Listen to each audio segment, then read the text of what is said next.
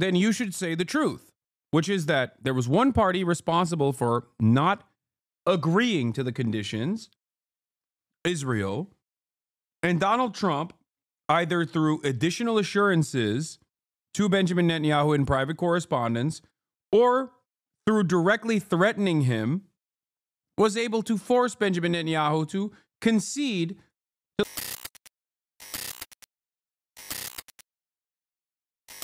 the Security Cabinet approving the deal. What more can you tell us about what was worked out?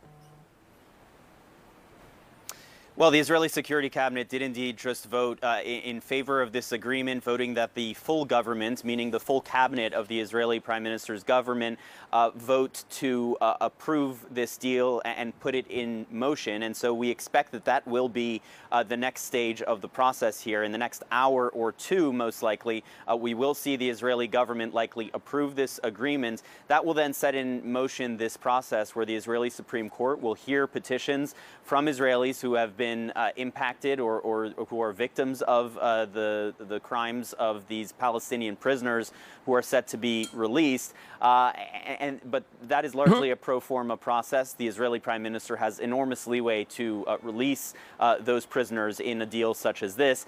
And so it does appear, Fred, that everything is now on track for this ceasefire agreement to go into effect on Sunday. We don't know exactly what time the ceasefire will start or what time those first hostages, three female civilian hostages, we expect to be released on Sunday. We don't know exactly what time that will happen, but it does appear as if finally, after quite a bit of uncertainty yesterday about the fate of the... If you want to cringe and off yourself, no, I'm not going to do that right now. Important context on this deal. Yeah, Israel says its forces, not the Red Cross, will transport Palestinian prisoners released under the Gaza deal to ensure Palestinians do not deviate from the strict security guidelines and refrain from any expressions of joy within Israeli territory. Remember, this is important. This is what they did. This is what Itamar Ben-Gvir made the law. Remember, during the brief truce in November 2023, Israeli police visited the homes of freed Palestinians in East Jerusalem, them to refrain from any display of joy. During the November 2023 truce, Itamar Ben-Gvir ordered Israeli police to use an iron fist to stop any Palestinian celebrations and said expressions of joy are equivalent to backing victory celebrations. Give backing to those for those. Yeah, if you celebrate your loved ones finally coming home, even though they were held hostage by the Israeli government. Bro takes tweets as facts. Lamau.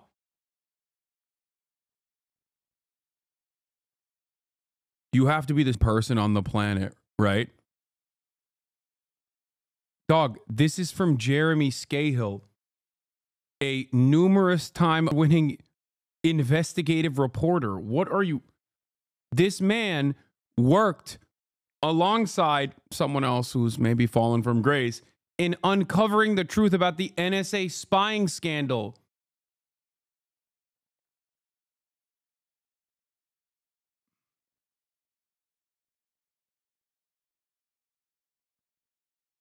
Oh my God, dude, reducing this to simply tweets is so funny. Quite telling that a number of Israeli troll accounts are claiming this post is false. Perhaps they need to raise this issue with the notoriously pro-Hamas Times of Israel. Are you shocked? Yes, I am shocked. I'm shocked at the utter stupidity of people who fancy themselves to be intellectually superior to the hogs that they claim to hate. Guys like this will regularly, because they're like Reddit brained, right? They honestly think that they're so much more intelligent than Trump supporters. And yet when it comes to an issue where they have where they've exhibited unimaginable bias, they are literally dumber. They're dumber than the average Republican.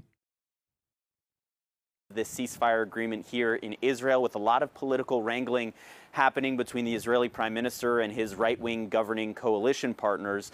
It does appear that at least now everything is back on track, that this ceasefire agreement is likely to be implemented on Sunday, and that we are on the way for a 6-week ceasefire in the Gaza Strip, one that will see the release of 33 hostages, hundreds of Palestinian prisoners released from Israeli jails, the entry of much-needed humanitarian aid.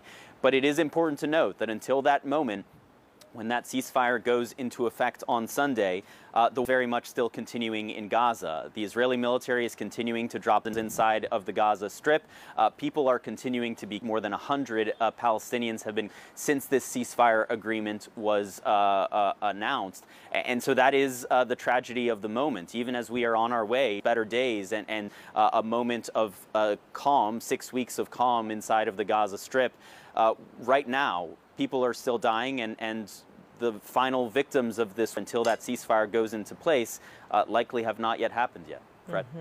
And so, Jeremy, you mentioned there's been a lot of political wrangling for the Prime Minister Netanyahu. If this indeed goes through, gets the full support of the full body, the full cabinet, does this fortify his position, or does this still reveal vulnerabilities for him?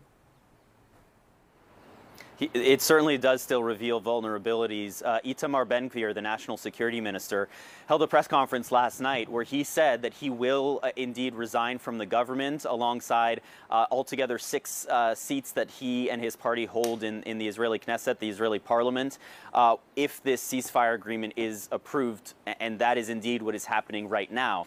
That means that Prime Minister Netanyahu's margin of majority in the Knesset is going to drop from 8 seats to just 2 seats of majority. And then there's the question still of what is the finance minister, Bezalel Smotrich, going to do? He and his party, who holds 7 seats in the Knesset, have made clear that they will leave the government unless the prime minister provides them with assurances that Israel will go back to fighting in Gaza once the first phase of this agreement, meaning that 6-week ceasefire, concludes. And we don't yet know the extent of the assurances that the prime minister has provided Smotrich, whether in fact he will wait until the end of that 6-week period to decide whether or not to leave the government. But certainly if the prime minister is listening to Smotrich and to his right-wing political allies, then that will short-circuit a process that is supposed to begin on the 16th day of this ceasefire, and that is negotiations to extend that ceasefire and to ultimately bring about a permanent ceasefire in the Gaza Strip.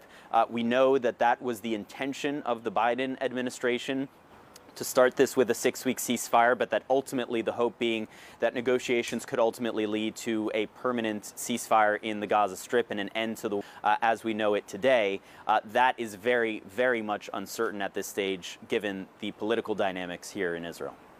All right. Jeremy Diamond, thank you so much. So once again, the deal has been approved by the Security Cabinet in Israel. Now it goes to the full cabinet for a vote. We do expect them to meet later on this hour, and we're going to have much more on this later on in our program. All right. Both President Biden and President-elect Trump are taking credit for this ceasefire deal. Take a listen. I told them what I was doing, what I thought could happen. What we did, we brought in the people, or going to be his national security people. We brought them in closer to tell them what was happening as we hand this off. It was so ungracious of Biden to say, oh, he did it. He didn't do anything. If I didn't do this, if we didn't get involved, the hostages would never be out. They would have never come out. Yeah, Quick question. This video, this part is really insane. This Lawrence O'Donnell interview is so psychotic. But I guess it technically offers, it technically could be used as evidence if we lived in a just world. Like Joe Biden's response to why Benjamin Netanyahu convinced him to use bunker busters in a just world would be used in a Nuremberg-style trial.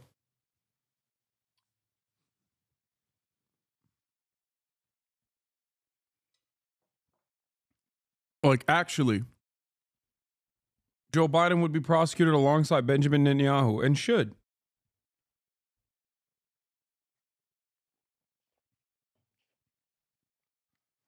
But given the unlimited power that the American government has, even over international courts of justice, it's, you know, he just feels confident that he can say these things.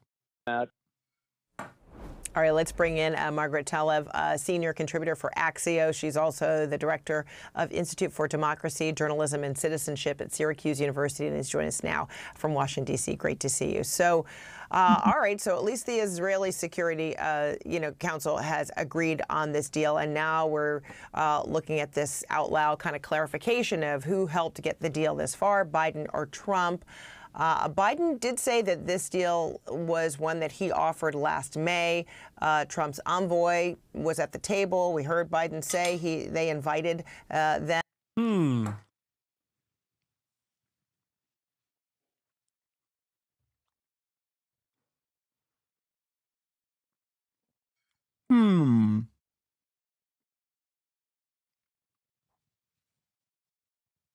What? What is this guy saying? Suck, fool, you lost? Oh, he's posting the Israeli flag and then the U.S. flag. I'm messaging my family in L.A. That's where my family lives. My cousin said cousin said they're safe, but the air quality is terrible. Hi, HasanAbi. Hope you're having a good morning. How does this guy turn into like a sociopath?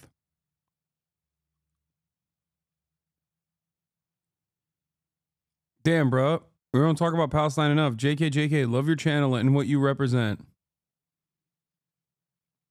What happened? I'm unbanning this guy because I need to investigate his brain. He went from like, I love your channel, man, to like, Israel, USA, Israel. Was the them to help collaborate. So, I mean, I guess it's safe to say this is a unique transitional move. Is it important, who kind of gets the upper hand on credit? If you are a hostage and you are going to get your freedom back, it matters 0%. If you are Joe Biden or Donald Trump, it apparently matters a lot. And so I think, Fred, what we're seeing here is sort of maybe not the best of politics, but the way politics should work, which is that I think if you're in the media, I think if you're a member of the media, it's important for you to I'm here. I used to be a medical technician. Yeah, and don't ban this person. I want to investigate what happened that they're just like posting the Israeli flag and calling people soy boys or whatever. I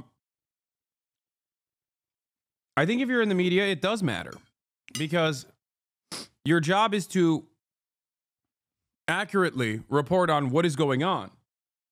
And if that is your job, then you should say the truth, which is that there was one party responsible for not agreeing to the conditions, Israel, and Donald Trump, either through additional assurances to Benjamin Netanyahu in private correspondence or through directly threatening him, was able to force Benjamin Netanyahu to concede to the terms of the negotiation that they were supposed to say yes to all the way back in the month of June or July,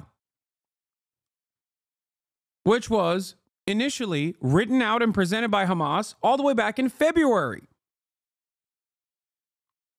I think it's ridiculous to just cast this aside as like petty disagreements between Donald Trump and Brandon. Sure, who cares? Oh, they're just trying to look for credit. Your job in the news is to address what changed.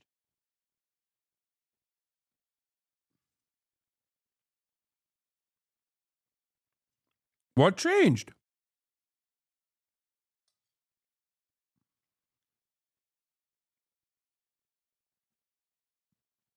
Because the deal that is being implemented that Israel finally caved on after months of pushing it aside in an effort to continue and killing thousands of Palestinian women and children, elderly men. There was one factor that changed in this process, in this equation. The election happened and Donald Trump became president. I wish that we had a competent legacy media that would actually investigate these matters and try to figure out, for example, what assurances Trump may have given Benjamin Netanyahu. That's what journalism is about, right? Was there a previous agreement that took place that would be in direct violation of American law, where Donald Trump sidestepped the Biden administration and cut a side deal with Netanyahu to continue the... That's another question I would ask if I was a journalist. And last but not least, if that did happen, why did the Biden administration not do anything about it? Because they have an endless amount of power over Israel, knowing full well that maybe, just maybe, Donald Trump actually violated American law to cut a side deal with a foreign ally conducting this that the overwhelming majority of voters wanted to end. Why did the Biden administration not do anything about it? Why were they completely incapable of stopping Israel's offensive siege? These would be the questions I would ask if I were a journalist. Ironically enough, the reason why I am not a journalist is why I ask these questions. Because if you are a journalist and a legacy publisher, if you ask these questions, you are no longer a journalist and a legacy publisher.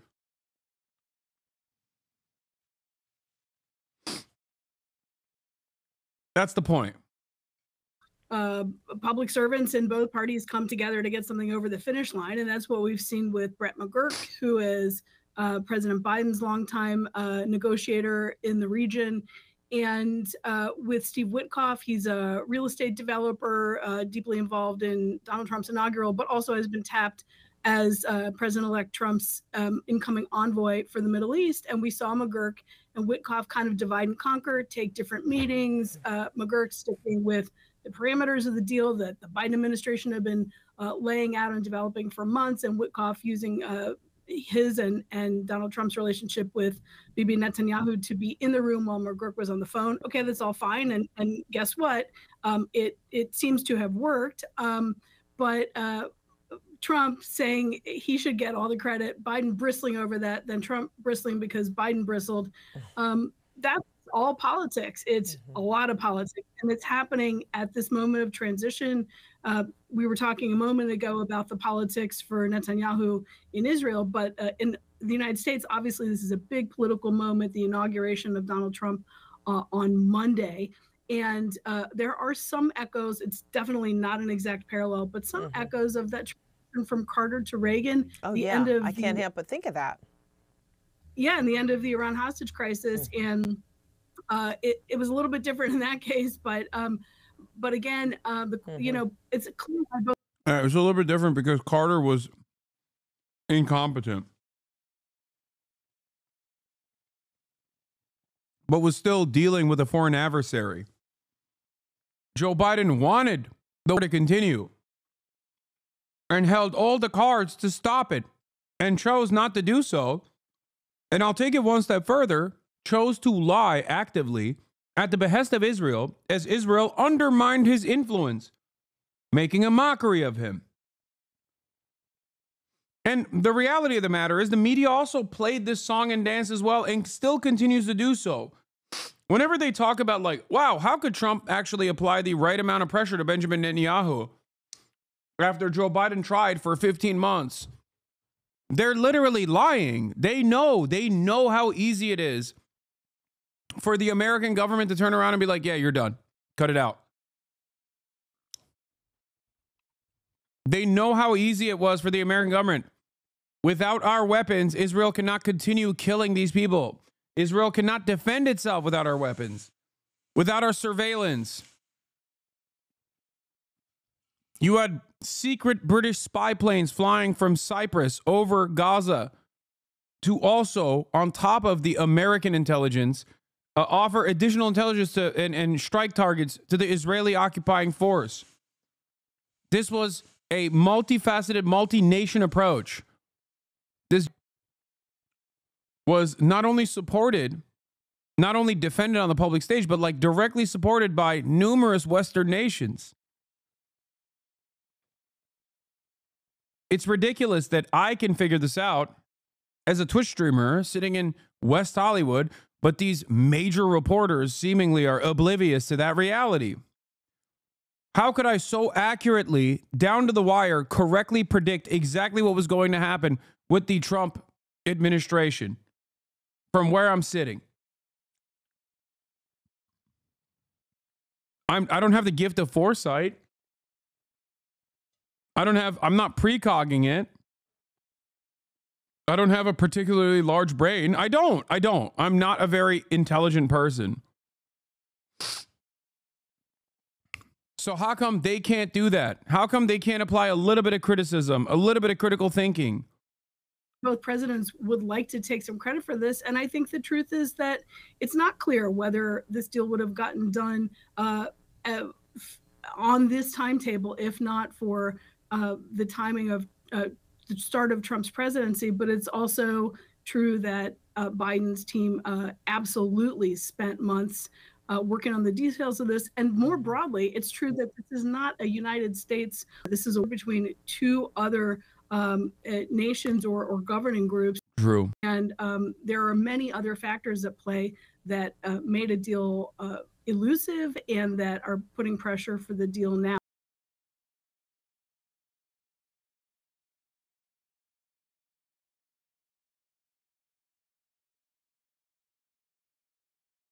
So it's sort of typical U.S. political egotism to make it seem like it's all about these two presidents and either one of them can claim the mantle. But the bottom line is, in a few days, this is going to be Donald Trump's situation, the U.S.'s situation under the Trump administration to manage. And President Biden will be former President Biden. I hate Born this. into a war they might not live to see.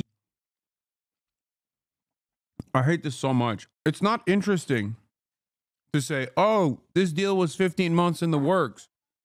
That deal was already in the works. We know that already. We know that already. What's interesting about it is which was the party that actually was involved that refused to sign off on the deal? And also, why did Biden not pressure the party that refuses to sign off on it? Why did Biden refuse to apply pressure to the party that did not sign off on it? But because they've started their position off of this lie that it was actually Hamas that was ruining the talks and not Israel, when it was just truly untrue, they have to maintain this lie over and over again. All the while, I have to show you this. First time you said the words ceasefire to Prime Minister Netanyahu. The first time was probably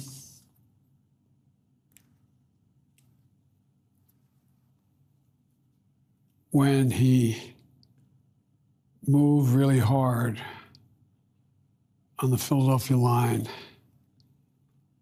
and took out a hospital. Now, it's true that Sinwar and those guys were hiding beneath the hospital. The thing about Hamas is they had all their facilities underneath schools, hospitals, churches. I mean, so you. Bro, you are such a piece of shit, dude. Like, even after all of this countless damage has been done, this decrepit monster is still using the last remaining processing power he has in his mind before it shuts off to actively lie at the behest of the apartheid genocidal state of Israel. Like, in his dying breath, he's gonna be like, I'm Israel, hi, Jack. In his dying breath.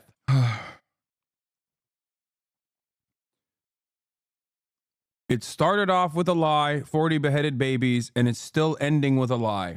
And to get them, you had to take people out. Let me put it this way. I'll just say, when I went to Israel, immediately after their attack by Hamas, 8 days later, whatever it was, and I told them we were going to help. And I said, but Bibi, I said, you can't be carpet bombing these communities. And he said to me, well, you did it. You carpet bombed, not his exact words, but you carpet bombed Berlin. You dropped a nuclear weapon. You killed thousands of innocent people because you had to in order to win a war. I said, but that's why we came up with the UN. New deals by which what we would do relative to civilians and military. So he was.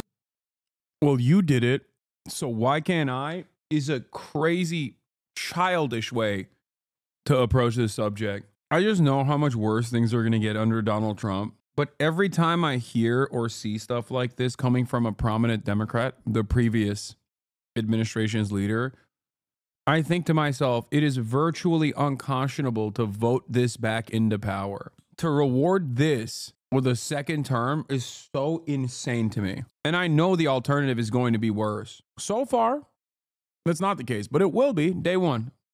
Just wait. I don't know. I don't know what to say about this. Woo, accelerationism is so funny to say because it's the Democrats and their incompetence that is accelerating us towards fascism. You can't say woo, accelerationism when you hear me say this, when simultaneously the Democrats that were the party that were pushing on October 6th, one day before October 7th, a new bill that would actually fund the border wall. And their message going into the election campaign was, we are the border party. The Republicans are actually incompetent and don't truly want a border wall. Who do you think is accelerating America towards fascism?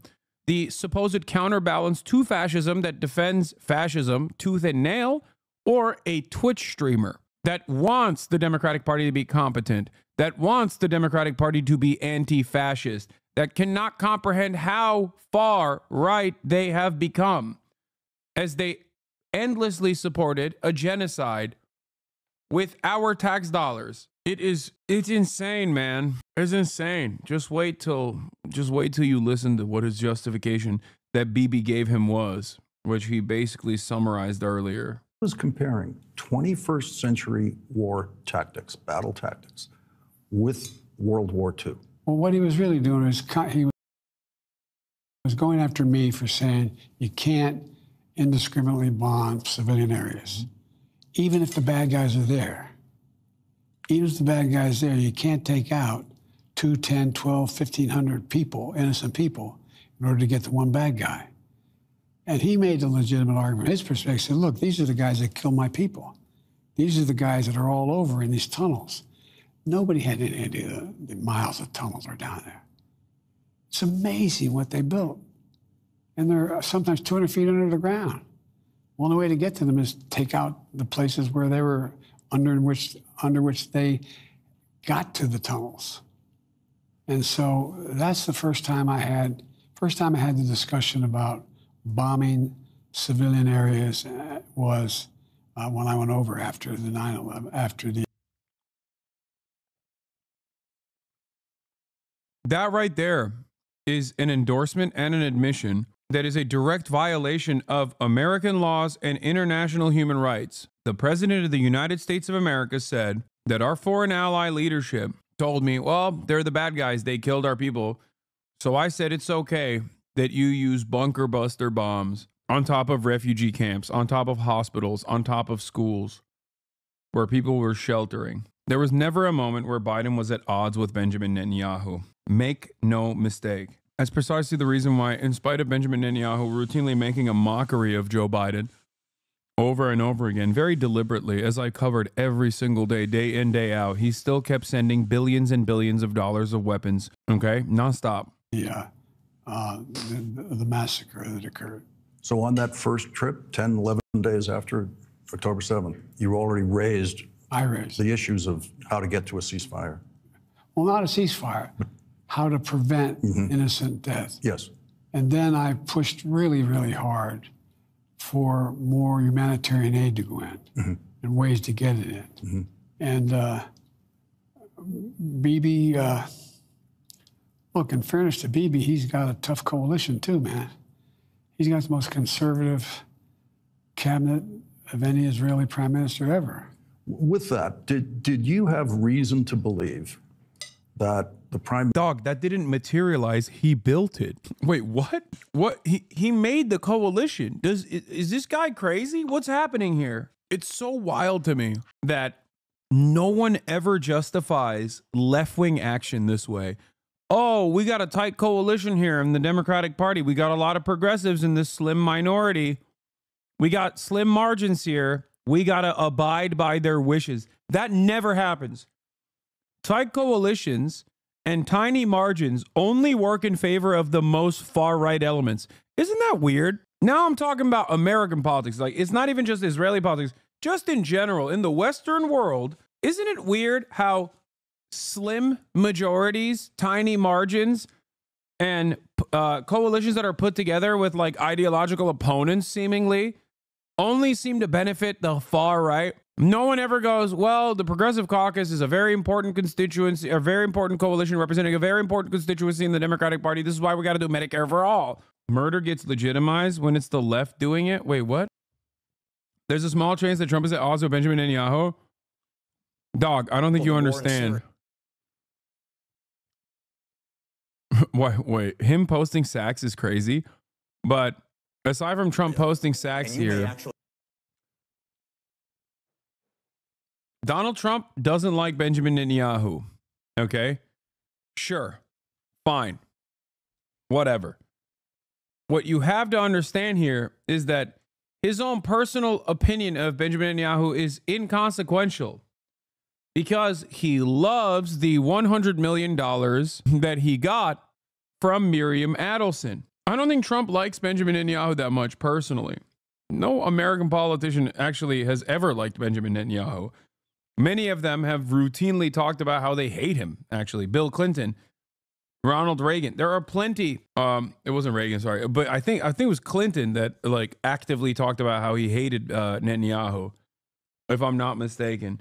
So Barack Obama did not like Benjamin Netanyahu, like openly did not like Benjamin Netanyahu, and Benjamin Netanyahu regularly undermined Barack Obama. But once again, Barack Obama ended up giving Israel $38 billion in additional funds to defend itself on his way out. Barack Obama, who once famously sat next to his two friends, Rashid Khalidi and Edward Said, that Barack Obama, who Benjamin Netanyahu regularly shit on for being a black Muslim, okay? That Barack Obama still ended up giving him $38 billion, giving Israel $38 billion in lethal aid, okay? So you have to remember, regardless of the personal opinions that people have over Benjamin Netanyahu, and many American presidents have famously said he sucks, what matters more is what they end up doing for Israel. And what they end up doing for Israel is always going to be more weapons.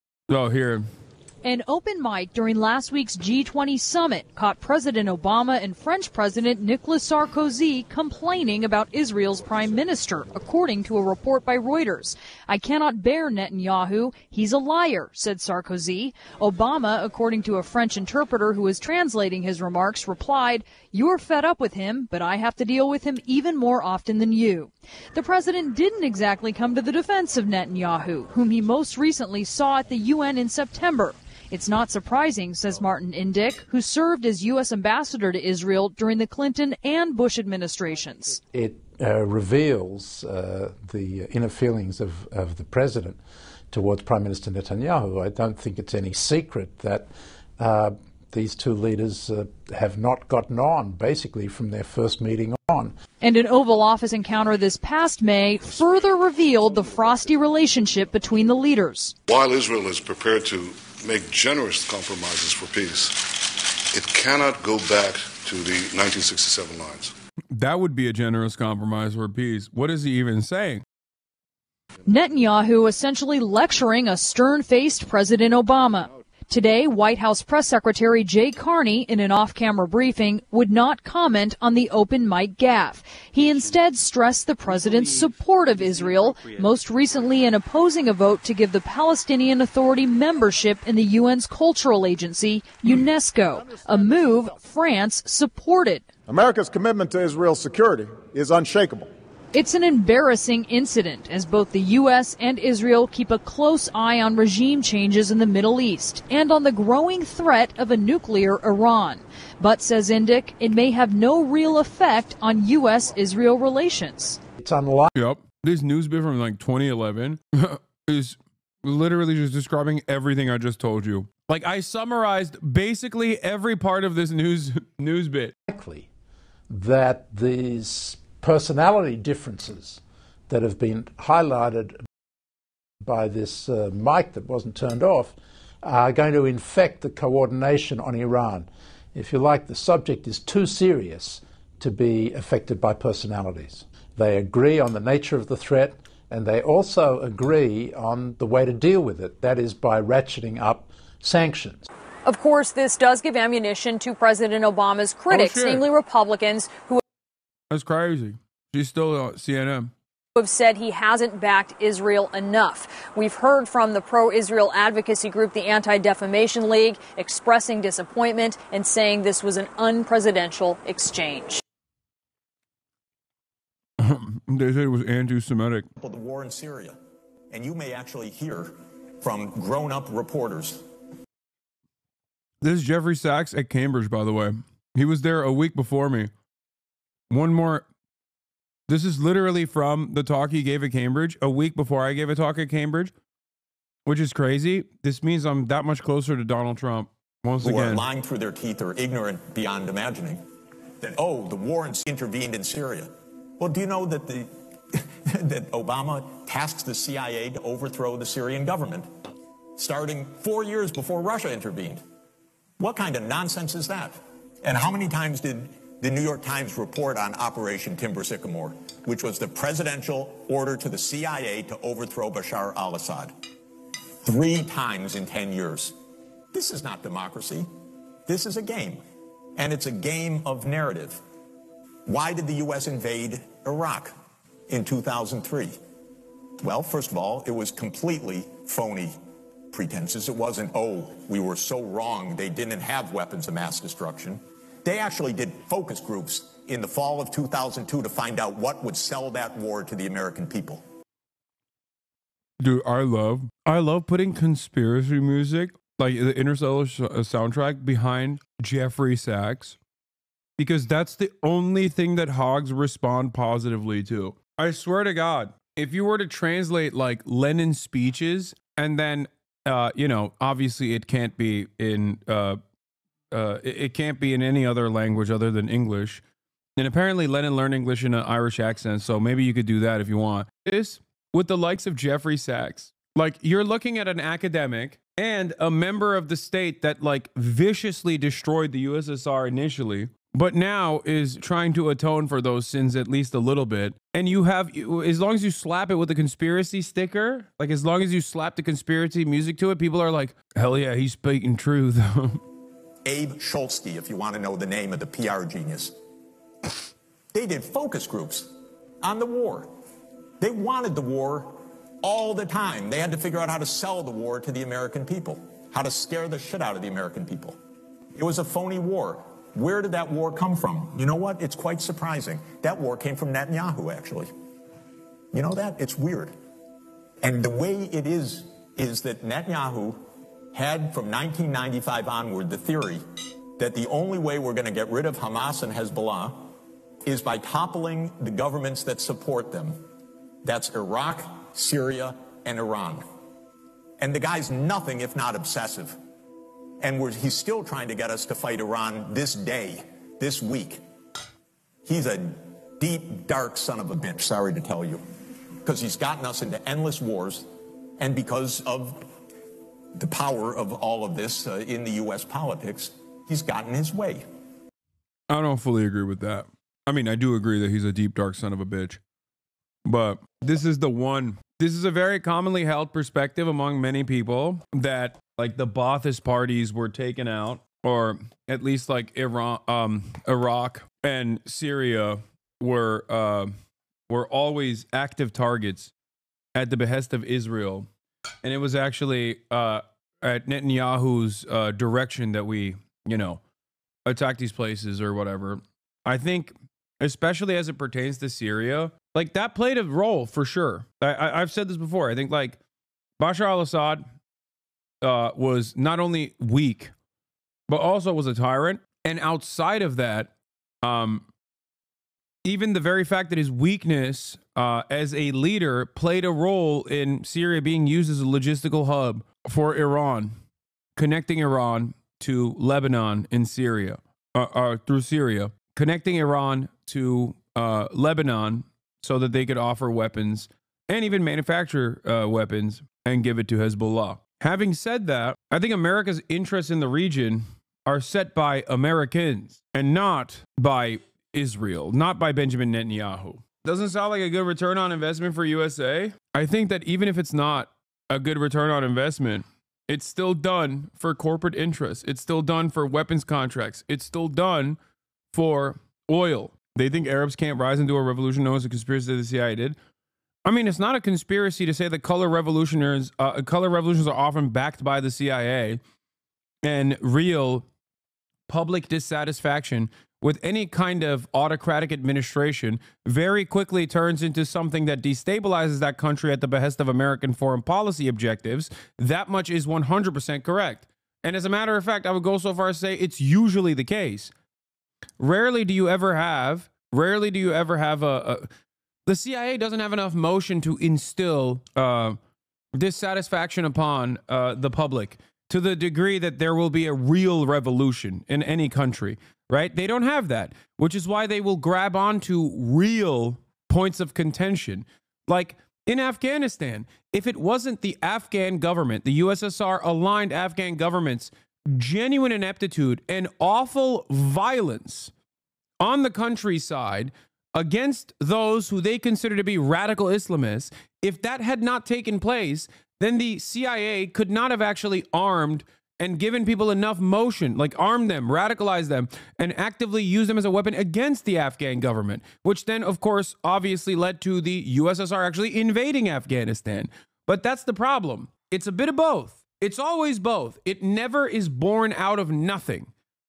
And sometimes it is born out of, I guess, nothing, and that's when it's ISIS, okay? But it's very difficult. It's very difficult for America to create genuine resentment against a government out of nowhere, okay? And the only reason why ISIS could basically be cultivated and crafted was because of the prior destabilization that America had engaged in the region, okay? That's not out of nothing, to be honest. Yeah, no, exactly. I'm saying that like ISIS in and of itself was not a popular movement or a popular mobilization, whereas color revolutions often do start as popular movements and popular mobilizations that the State Department takes advantage of and redirects towards a cause that benefits their destabilizing goals in the area, destabilizing goals in that nation, a foreign adversary. Okay? And with respect to ISIS, there was no popular mobilization there at all. It's not a color revolution at all.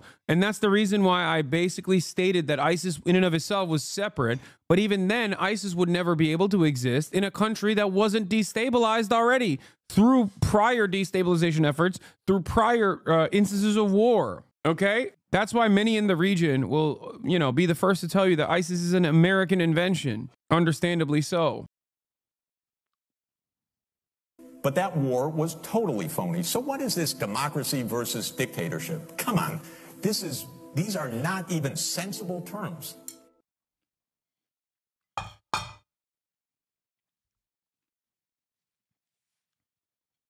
I am once again very jealous that right-wingers openly get to do stuff like this and say stuff like this without any scrutiny whatsoever. It's very frustrating that Donald Trump can straight up post a Jeffrey Sachs video with conspiracy music on the background where he just straight up says Benjamin Netanyahu is the reason why we went to invade Iraq, which I don't even agree with, by the way. I don't even think he would fully agree with that sentiment either. I think it's a little bit reductive. But he can say that, and not a single one of these anti-Semitism defense institutions will turn around and get mad at that shit. But I can't even say Israel's an apartheid state without a bunch of motherfuckers coming at me and being like, that's the most anti-Semitic thing you've ever said, Hasan. How come right-wingers always have the unlimited amount of allotment? How come they can do whatever they want? I feel like if we were to, he just said it, but you said he wouldn't agree with it. No, I'm saying I think he was explaining it in a very reductive way. I haven't really listened to his broader analysis, but I suspect that Jeffrey Sachs is not like Benjamin Netanyahu single-handedly is responsible for America invading Iraq and doing 9/11 truther. You're jealous that Trump has motion? Yes, bro.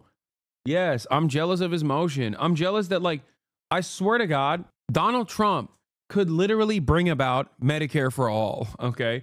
He would never do it, but if there was one guy who could do it, it's him. And it's not just because he's the Teflon Don. It's also because he is a right-winger. Like, we are so captive to the whims of the right that a dictatorial right-winger could just be like, yeah, honestly, we're going to kill every Mexican, but also simultaneously, you're getting free healthcare.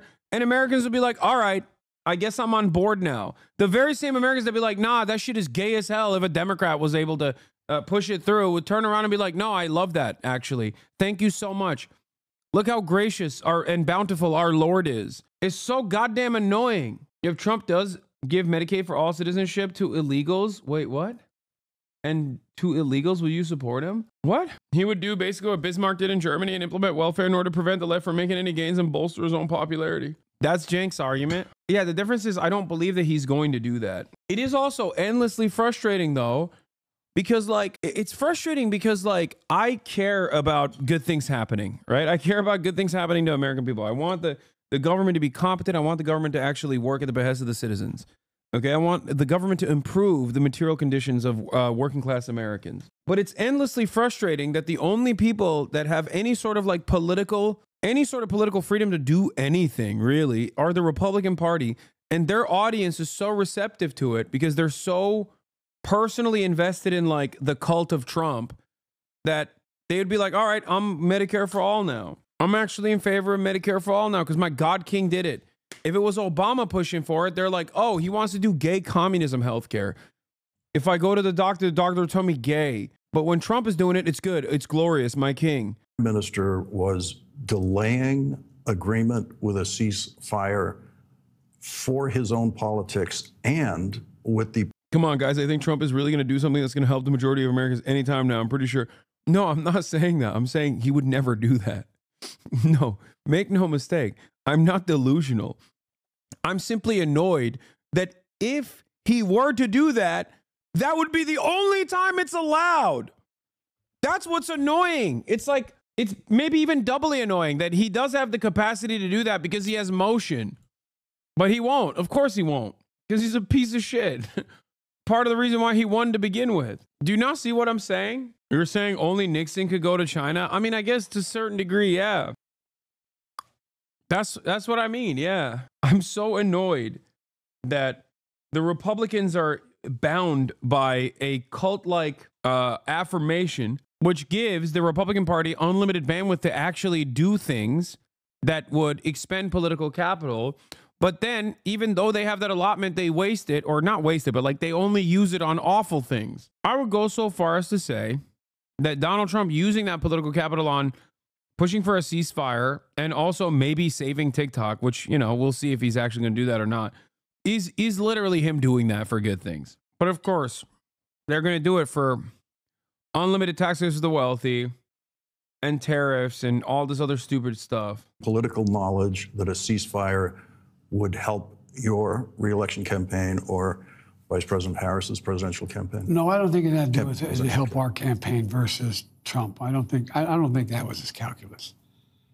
But I do think he's in a position where even now it takes a lot of courage for him to take on that coalition he has, because they're going to vote him out of office tomorrow.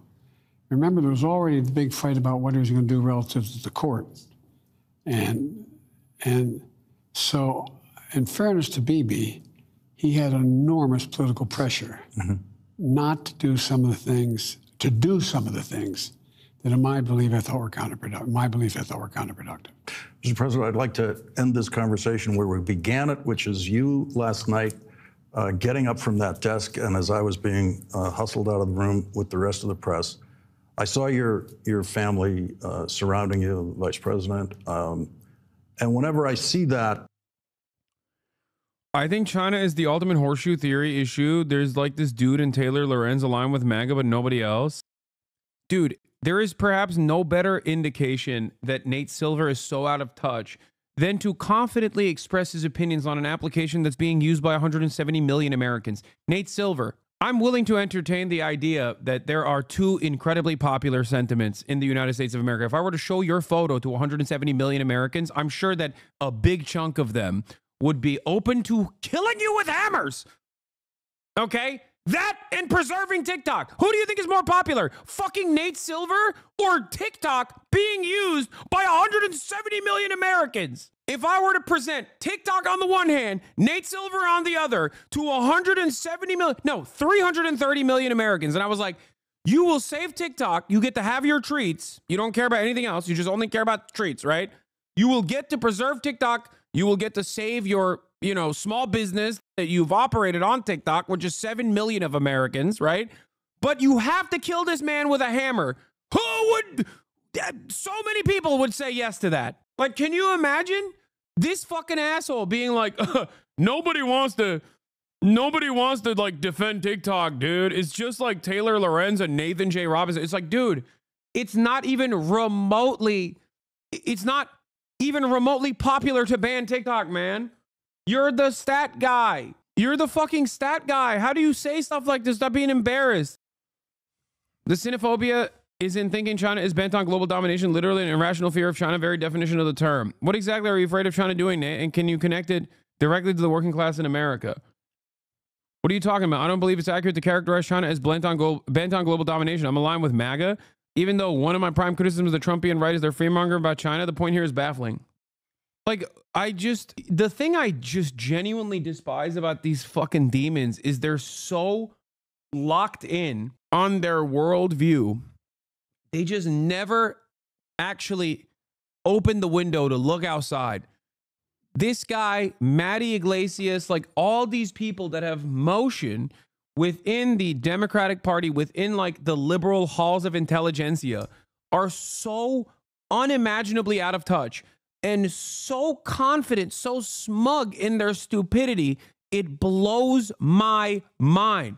Like, the aftermath of this election should have been a moment of feeling a little ashamed of yourself, right? And what did Matty Iglesias do? At least Nate Silver was like offering Trump's chances as a much higher likelihood all the way until the very last second. So like respect to him on that front, but especially Matty Iglesias, right?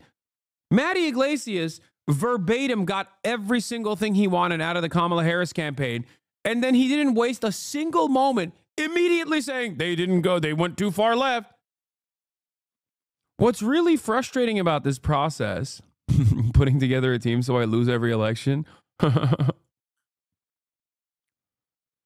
What's really, really frustrating about this process to me is that there is this veneer of intellectualism present in the halls of liberal intelligentsia, right? Like the likes of the No Opinion or the likes of Matty Iglesias. Like all these guys, they have this air, this confidence, this intellect that they put forth. They're like, I'm well read. I know what's going on. I know what's up. You have to listen to me. I know what I'm talking about. But their zealotry, their ideological zealotry for third-way neoliberalism, and not even third-way neoliberalism necessarily, but like whatever the Democratic Party is saying they want to do, these guys will be institutional defenders of no matter what, unconditionally, especially Matty Iglesias. Like, that kind of zealotry and brown-nosing causes them to be wrong all the time. And there are a lot of these people. There are a lot of these people out there, like the Reddit neoliberals, who are just like, I have no politics of my own. I just will always defend the Democratic Party unconditionally, no matter what, even if they lose all the time. If they lose, then, well, true democratic liberalism hasn't been tried, right? They do this over and over and over again. And it's frustrating because they are so devoid of any sort of real conviction, right? And simply are just trying to play catch up and defend the Democratic Party's ineptitude and incompetence. They are no different, in my opinion, than the QAnon supporters are. The very same QAnon supporters who are anti-vaxxers, who are absolute dumbasses, right? Like these guys who are just so stupid. Oh, they don't believe in real information and empirical evidence. Like, excuse me, here's my Brookings Institute research. Like, you do all of this, and then your output is just as fucking stupid as Ashley Babbitt. Like, how do you live with yourself? You engage in the same thought-terminating cycles that these guys do. It makes me so mad. The only difference is that Ashley Babbitt and her kind, okay, are mouth-breathing fucking morons that everybody understands are stupid and not well-read. You, on the other hand, are Ashley Babbitt, but gay, okay? Smug, gay Ashley Babbitt. That is the way I see a lot of these, like, neoliberal thinkers, okay? Just as delusional, just as committed to the ideological zealotry, but a little bit better read, knows how to use larger words, and also smug and gay. Very annoying. In Babbitt's case, not only mind-altering, but life-changing. Yeah. Methinks you don't... Yeah, exactly. Methinks you don't actually really understand politics. You just don't understand, silly. How can you build a coalition when there are simply people who are at odds with the agenda of the administration? I don't know. Jail them. No one ever asked Trump how he builds his caucus, okay? No one ever goes, hey, how is Trump gonna build his fucking caucus? No one asked that question, okay? He just whips him into shape. What do you mean? Maggie Hasan, all the way to now John Fetterman, who's joined those ranks as well, to the likes of Joe Manchin. Oh, they're just gonna always play the role of the spoiler. Nothing we can do. Jail them. Throw them in jail. Okay? Make them play ball. I don't care. There are many different ways in which a competent administrative state can enforce its agenda. This is the agenda that people voted for democratically. If you care about democracy, you're going to make those fuckers vote for these bills that the people want, that they demand, that they voted for, that will genuinely improve their material conditions. Even if you're not going to jail them, remove them from their committee positions so they can no longer entertain, wine and dine, or get wined and dined by fucking lobbyists, okay? Remove the crumb of power they have. Oh, Hasan, West Virginia is a plus 35 red state. If Joe Manchin isn't there, we're just going to lose that. Okay, fine. We lost it anyway. He's there for the right votes. He's there for the appointments. He's there for the court appointments. You simply don't understand the minutia of politics. I do. He's there for the court appointments. He's going to be there for the agenda. And if he's not there for the agenda, he's no longer going to sit on the fucking energy committee. That's it. You think Joe Manchin would get this level of clout and prominence if he was just another inbred hick fucking Republican senator from West Virginia? Of course not. Oh, he might flip parties. No, he has no motion in the Republican Party. The only time he has motion is if he plays the role of a spoiler in the Democratic Party. So fucking make him commit to the goddamn Democratic Party. This is not that crazy of a statement, okay? Same with cinema. Oh, economies grow until they die, but before they do, they try to cling on by making splinter economies, i.e. TikTok. The economy relies on it to stay afloat. They're born, they grow, they make babies, they die. For babies to be made, somebody has to be fucked. Andy Weir. In this case, the government is getting fucked and doesn't like it. Figuratively jailed, right? Like, fuck off out of the party or really send them to jail as political prisoners. Honestly, you don't want to know what my actual opinion is. Actually, you know what? Okay. My opinion is that every politician is riddled, filled to the brim with a litany of different conflicts of interest that put them directly in the crosshairs of a multitude of different federal regulatory agencies. So I simply say, if someone is not playing ball, Chinese Communist Party style, utilize the regulatory agencies to make them remember that they are a real American citizen after all. Because if the average American citizen engages in the same conflicts of interest, whether it be insider trading, trading on not publicly available information, for example, they go to jail. So why not send Joe Manchin to jail? Why not send Nancy Pelosi to jail? You have that power. Oh, I'm sorry. The average Americans have to abide by the law, but our politicians don't? What a ridiculous situation. If your daughter is caught price gouging insulin in the state that you are the senator of, basically what's happening in Mexico, in order to get the judicial reforms passed, to get judges elected by the people, the ruling Morena party cut a deal with a corrupt senator to vote in favor of it. What do you think about that kind of practice? Good. What do you mean? Cutting a deal with a corrupt senator? Oh my God. You think I would care if we got some of the worst scumbags on board with Medicare for all, for example? It's not a direct equivalent here. Okay, let's say the Supreme Court. The Supreme Court is an inherently undemocratic and flawed institution. Okay, let's say in order to abolish the Supreme Court, okay, and make people directly vote for Supreme Court justices going forward, you need legislation to be put in place. And in order to get that legislation with a filibuster-proof majority, you have to go to some of the biggest racist Republicans to vote in favor of it. You think I'm going to say no? You think I'm going to say, oh, man, we can't do that. These guys are bad politicians. They're bad people. I don't care. Same with Medicare for all. In order to get a filibuster-proof majority for Medicare for all, we're going to have to get some politicians that are really right-wing on board, okay, without making any concessions to them whatsoever. Okay, great. I don't care. The Mexico situation is even better than Chatter said. More than cut a deal, they threatened him with jail. It's awesome because the senator was omega corrupt. There you go. Wait, so they are doing what I was saying. Never mind. They were already using prison as an alternative. I'm just saying. My point is that the deal was this senator was basically getting investigated for corruption and bound for jail. So the deal was stay out of jail as long as you vote for us. Oh, great. Yeah, no, awesome. I mean, that's what I was saying.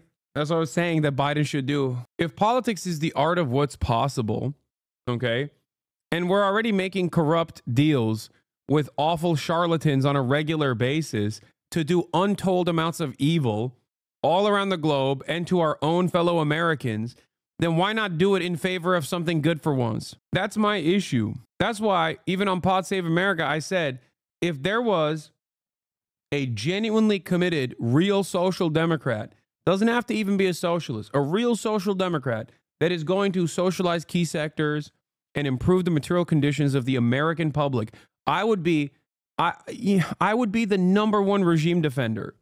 Okay?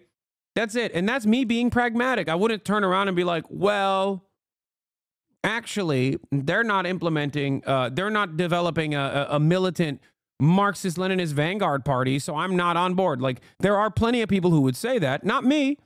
Not me. I'm down. I mean, look, I glaze China all the time for good things that they do. If the American government was doing similar things in terms of like even development, in terms of massive infrastructure projects, in terms of building a network of high-speed rail, greatly improving public transit, genuinely improving the social safety nets, I would be a regime defender. That's it. It's that simple. Yeah. No, sorry. I'd be running around saying democratic socialism is the left wing of fascism. I'd be running around while we're implementing socialized medicine. I'd be running around being like, no, these are social fascists. Okay, these are social fascists. Where are the workers' committees?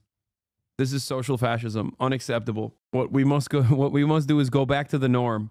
Unrestricted capitalism.